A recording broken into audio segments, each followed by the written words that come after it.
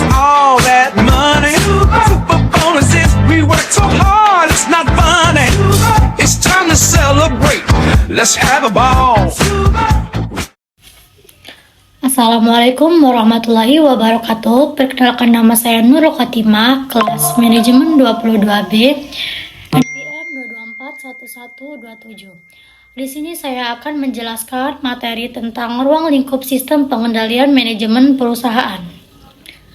Ruang lingkup sistem pengendalian manajemen perusahaan mencangkup berbagai aspek yang penting untuk mencapai tujuan organisasi secara efektif dan efisien.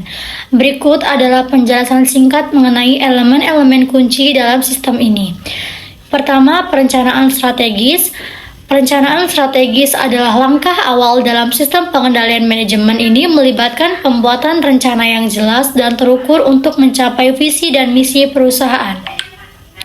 Dalam tahap ini, perusahaan menetapkan sasaran dan strategis untuk kriteria keberhasilan yang harus dicapai. 2.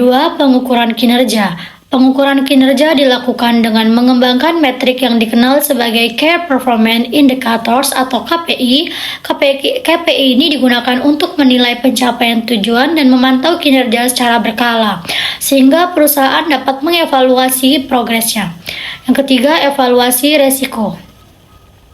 Evaluasi resiko melibatkan identifikasi, analisis, dan penilaian resiko yang dapat menghambat pencapaian tujuan perusahaan. Perusahaan perlu mengembangkan strategi untuk mengelola risiko tersebut guna mengurangi dampak negatif yang mungkin terjadi. 4. Pelaporan dan komunikasi. Sistem pelaporan yang efektif sangat penting untuk memberikan informasi yang relevan kepada para pemangku kepentingan. Komunikasi yang jelas mengenai tujuan kinerja dan langkah-langkah perbaikan juga harus dilakukan agar semua pihak memahami arah dan kondisi perusahaan.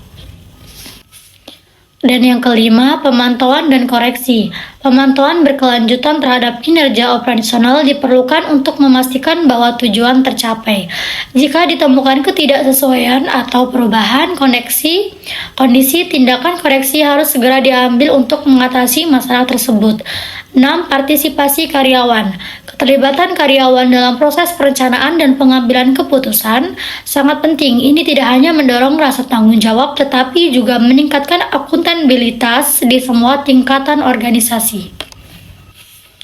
Dengan memahami ruang lingkup sistem pengendalian manajemen perusahaan dengan lebih tepat, lebih baik dalam mengelola sumber daya dan mengarahkan upaya mereka menuju pencapaian tujuan secara optimal. Sistem ini berfungsi sebagai alat vital dalam mendeteksi penyimpangan dari rencana awal serta memperbaiki kelemahan yang ada sehingga meningkatkan kinerja keseluruhan organisasi.